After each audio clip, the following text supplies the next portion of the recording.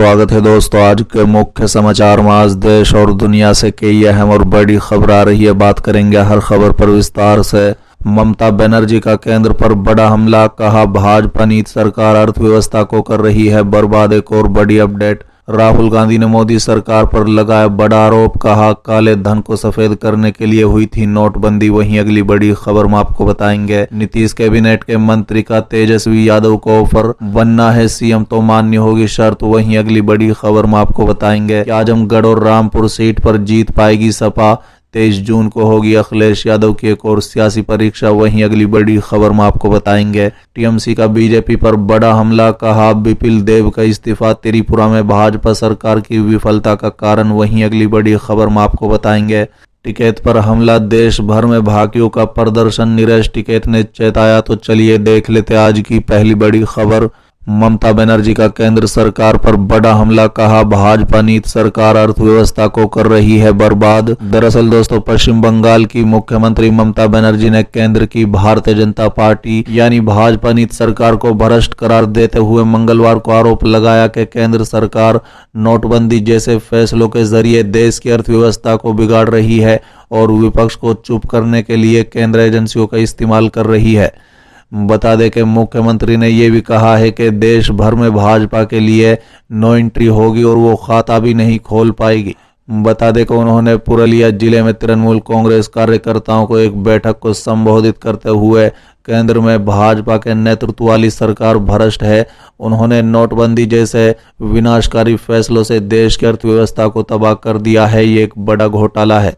साथ ही ममता बनर्जी ने कहा है कि देश की जनता केंद्र की जनविरोधी सरकार से तंग आ चुकी है। उन्होंने कहा है कि मैं ये स्पष्ट कर दूंगी कि 2024 के लोकसभा चुनाव में भाजपा की नो एंट्री होगी। इसे जाना होगा, भाजपा को सत्ता में लौटने की कोई संभावना नहीं है। चलिए अगली खबर, राहुल गांधी का मोदी सरकार पर बड़ा आरोप, कहा काले धन को सफेद करने के लिए हुई थी नोटबंदी। दरअसल दोस्तों, कांग्रेस के पूर्व अध्यक्ष राहुल गांधी ने जाली नोटों से संबंधित भारतीय रिजर्व बैंक की एक रिपोर्ट का हवाला देते हुए मंगलवार को केंद्र सरकार पर जमकर निशाना साधा। बता दें, उन्होंने आरोप लगाया कि नोटबंदी काले धन को सफेद करने के लिए हुई थी और इसकी वजह से जनता के तमाम तरह के कष्ट झेलना पड़ा।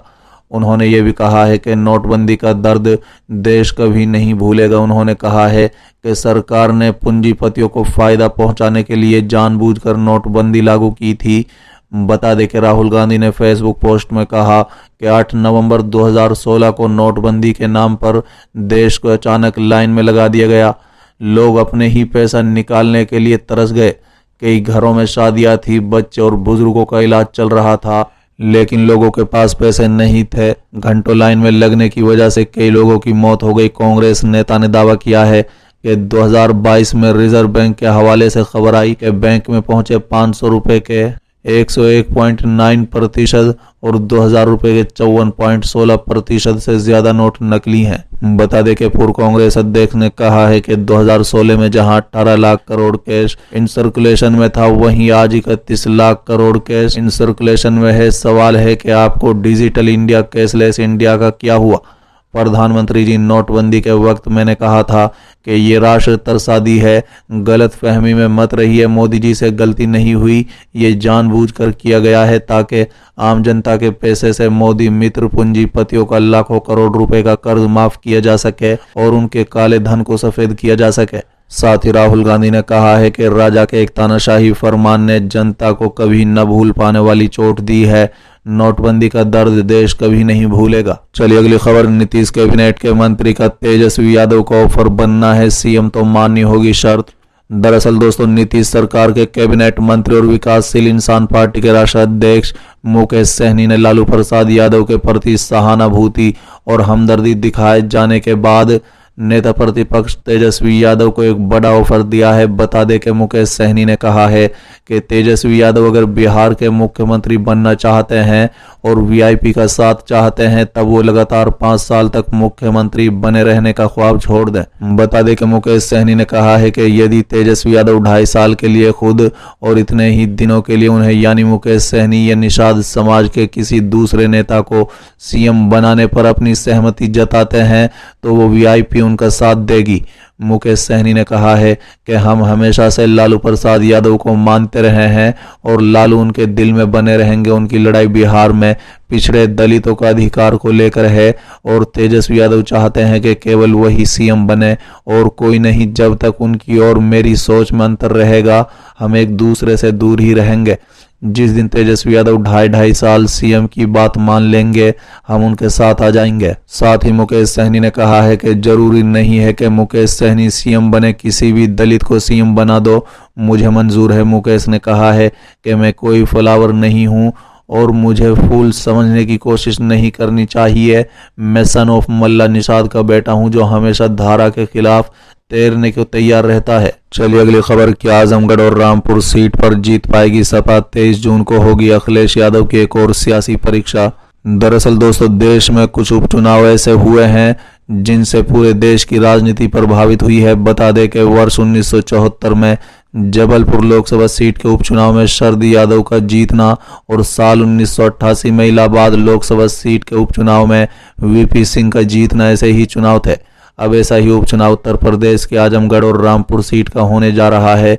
बता दें कि समाजवादी पार्टी के मुख्य अखिलेश यादव और पार्टी के सीनियर नेता आजम खान के इस्तीफे से खाली हुई इन सीटों पर 23 जून को उपचुनाव होंगे। मालूम हो कि ये उपचुनाव अखिलेश यादव के सियासी कौशल की परीक्षा भी साबित होगा। बता दें कि इस चुनाव से ये पता भी चलेगा कि बीएसपी सुप्रीमो मायावती के रामपुर से प्रत्याशी न उतार कर आजम खान को दिए गए वो कवर और आजमगढ़ से शाह आलम और गुड्डू जमाली को चुनाव लड़ाने के दाव की काट अखिलेश यादव कैसे करते हैं और क्या आजमगढ़ और रामपुर सीट फिर जीत पाएगी समाजवादी पार्टी। ये सवाल अब यूपी की राजनीति में सैकड़ों नेताओं की जुबान पर है। बता दें कि विधानसभा सदन में बजट की चर्चाओं के बीच तमाम नेता एक दूसरे से ये सवाल पूछ रहे हैं। इन सवालों के बीच में यूपी में आजमगढ़ और रामपुर संसदीय सीट पर होने वाला उपचुनाव न सिर्फ समाजवादी पार्टी और बल्कि समूचे देश की राजनीति को प्रभावित करने वाला माना जा रहा है। बता दें कि ये दोनों सीटें पार्टी के लिए महत्वपूर्ण है। इसके बाद ही अभी तक अखिलेश यादव ने इन सीटों पर चुनाव लड़ने वाले उम्मीदवारों के नामों का खुलासा नहीं किया है, लेकिन ये चर्चा है कि आजमगढ़ सीट से अखिलेश यादव अपनी पत्नी डिंपल यादव को चुनाव लड़ाएंगे या फिर वो यादव परिवार को ही तेज प्रताप के मैदान में उतारेंगे। जबकि रामपुर सीट से आजम खान जिसे कहेंगे उसे समाजवादी पार्टी का प्रत्याशी घोषित किया जाएगा। चलिए अगली खबर, टीएमसी का बीजेपी पर बड़ा हमला, कहा बिपिल देव का इस्तीफा त्रिपुरा में भाजपा सरकार की विफलता का प्रमाण।